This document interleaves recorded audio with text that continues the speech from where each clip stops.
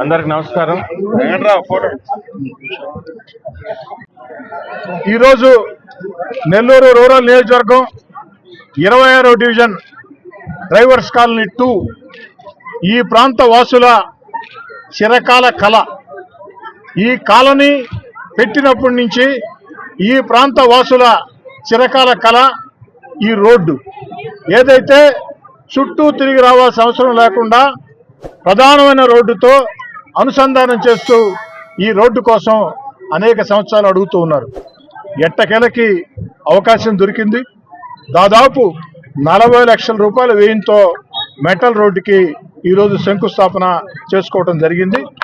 శంకుస్థాపనే కాదు, నేను అధికారులకి కాంట్రాక్టర్లకు మాట చెప్తూ ఉన్నా, అయ్యా గతంలో మాదిరిగా టెంకాయలు కొట్టి పనులు ప్రారంభించకుండా టెంకాయల బ్యాచ్ కాదు. నేను ఆ టెంకాయల బ్యాచ్ వల్ల ప్రజా సమస్యలు పరిష్కారం కావు.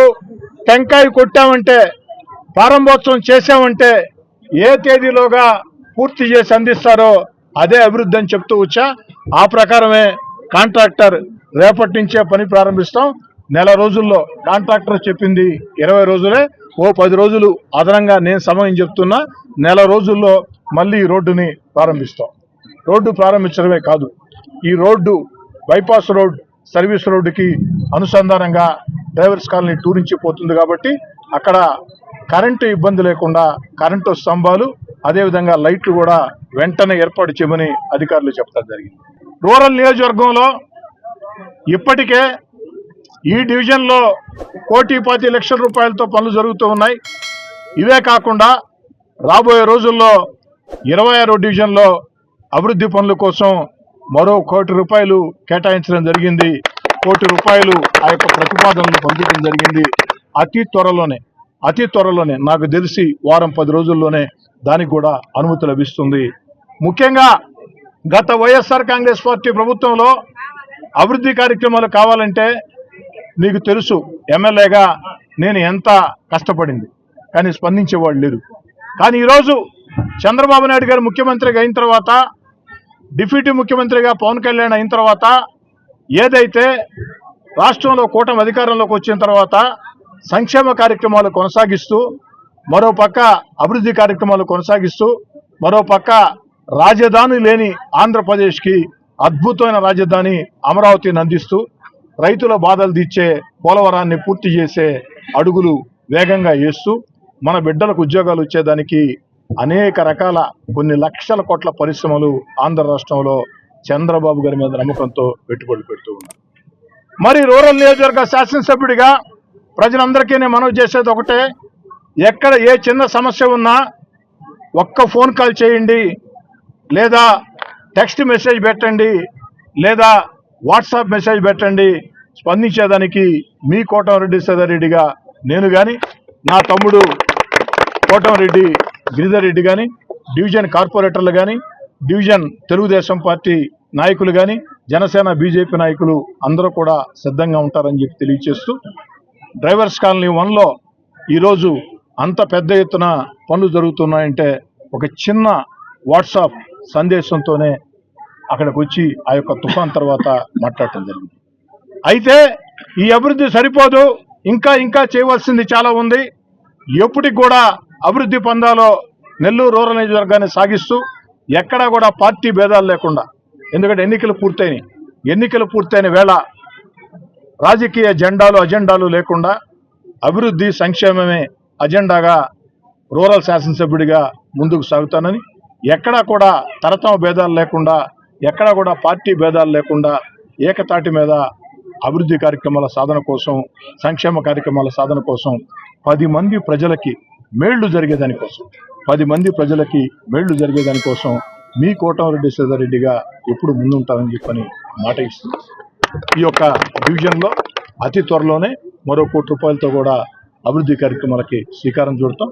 ఇంకా ఏమైనా సమస్యలు ఉంటే ప్రజలు ఇందాకే చెప్పినట్టు ఫోన్ ద్వారా కానీ, వాట్సాప్ ద్వారా కానీ, టెక్స్ట్ మెసేజ్ ద్వారా కానీ స్పందించాలని, లేదా స్థానికంగా ఉన్నటువంటి నాయకులకైనా కార్యకర్తలకైనా చెప్పాలని చెప్పని కోరుతూ, ఎన్నికల వేళ మాత్రమే వచ్చే రాజకీయ నాయకులు చాలా మంది ఉంటారు.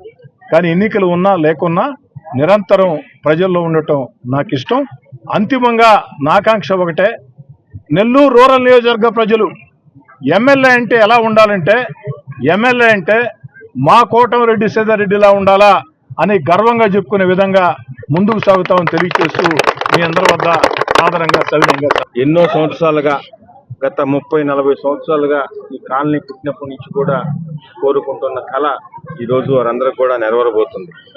ముఖ్యంగా ఈ కాలనీ వాసులు టౌన్లోకి పోవాలంటే బిట్ 1లో నుంచి అయ్యప్ప నుంచి దాని మీద అట్లా గుర్తుకొని పోయే పరిస్థితి లేకుండా నేరుగా ఈ కాలనీ నుంచే NH అయ్యప్పూర్ జంక్షన్ పోయే రోడ్డుని ఈరోజు మనం నిర్మించుకుంటున్నాం.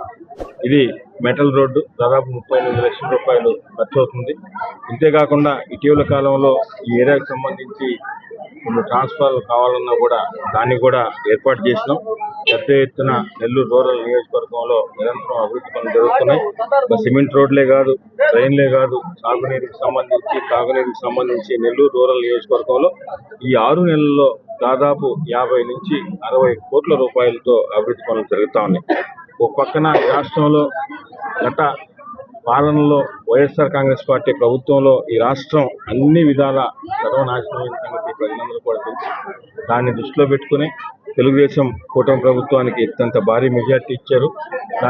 ఆ భారీ మెజార్టీని ఒక బాధ్యతగా తీసుకొని ఈరోజు గౌరవ ముఖ్యమంత్రి చంద్రబాబు నాయుడు గారు ఆ వయసులో ఈ ఆంధ్ర రాష్ట్రం గురించి ఆయన తాపత్రయపడుతున్న తీరు, ఆయన కష్టపడుతున్న తీరు, అభివృద్ధి పదంలో ఈ ఆంధ్రప్రదేశ్ని భారతదేశంలోనే ముందుంచాలా అనే ఒక మంచి లక్ష్యంతో ఆయన పనిచేస్తున్న తీరుని మమ్మల్ని అందరూ కూడా ఇంకా కష్టపడి, ఇంకా నెల్లూరు రూరల్ నియోజకవర్గంలో ప్రజల సమస్యలను తీర్చడమే లక్ష్యంగా ముందుకు పోతున్నాం. మీకు అందరికి కూడా తెలుసు, గత నెల నుంచి కూడా గవర్నమెంట్ వచ్చి 5 నెలలు అయినప్పటికీ, 6 నెలలు అయినప్పటికీ గడప గడపకి శ్రీధర్రెడ్డి అనే కార్యక్రమాన్ని కూడా నెల్లూరు రూరల్ నియోజకవర్గం తీసుకున్నాం. ఎందుకంటే గత ఎలక్షన్స్లో నెల్లూరు రూరల్ నియోజకవర్గం ప్రజలు మా మీద ఒక నమ్మకం, బాధ్యత, భరోసా తెలుగుదేశం పార్టీ అధ్యక్షులు చంద్రబాబు నాయుడు గారు మాకు అవకాశం ఇస్తే, ఆ అవకాశాన్ని మేము నెల్లూరు రూరల్ నియోజకవర్గంలో పోటీ చేసిన తర్వాత నెల్లూరు రూరల్ నియోజకవర్గం ప్రజలు మా మీద ఎంతో నమ్మకంతో అత్యంత భారీ మెజార్టీ ఇచ్చారు. దాన్ని నిలుపుకోవాలంటే గతంలో శాసనసభ్యులు శ్రీధర్రెడ్డి గారు 4 సార్లు ఇంటికి కూడా తిరుగుతున్నారు. ఇప్పుడు కూడా అదే పందా కొనసాగిస్తూ నియోజకవర్గంలో కొంతమంది ఆఫీస్కి వస్తుంటారు, కొంతమంది రాలేకపోవచ్చు. మనమే ప్రతి ఇంటికి పోయి ఈ సమస్య ఏంది, స్థానికంగా డ్రైనేజ్ సంబంధించి కానీ, శానిటరీ సంబంధించి కానీ, స్ట్రీట్ లైట్ కానీ, పట్టా కానీ, లేదంటే ఇంకా కూడా పింఛన్ కానీ, రేషన్ కార్డు కానీ, ఇవన్నీ కూడా ప్రతి ఒక్కరు కూడా తెలుసుకొని ఎప్పటికప్పుడు దానికి సంబంధించిన డాటాను తీసుకుని ఎమ్మెల్యే ఆఫీస్ నుంచి ఎమ్మెల్యే గారు అధికారులతో రివ్యూ చేస్తున్నారు. ఒకటే మా లక్ష్యం, నెల్లూరు రూరల్ నియోజకవర్గంలో మాకంటూ ప్రతిపక్ష ఆ పార్టీ ఈ పార్టీనే తేడా లేదు. మా అజెండా నెల్లూరు రూరల్ నియోజకవర్గం ప్రజల అభివృద్ధి, సంక్షేమం. నెల్లూరు రూరల్ నియోజకవర్గంలో ఉండే ప్రతి కుటుంబం కూడా మా సొంత కుటుంబంలాగా భావిస్తూ భవిష్యత్తులో కూడా నెల్లూరు రూరల్ నియోజకవర్గాన్ని ఆంధ్రప్రదేశ్లో అగ్రగామిలో నిలిపేదానికి శక్తి వంచన లేకుండా కూటమి నాయకులతో, తెలుగుదేశం పార్టీ కార్పొరేటర్లు, ఇన్ఛార్జీలు, పార్టీ నాయకులు, బీజేపీ, జనసేన నాయకులందరితో కలిసి ఈ నెల్లూరు రూరల్ నియోజకవర్గాన్ని అన్ని విధాలా ముందుంచడమే లక్ష్యంగా మేము కలిసి పనిచేస్తామని మీ ద్వారా ప్రజలకు తెలియజేస్తాం.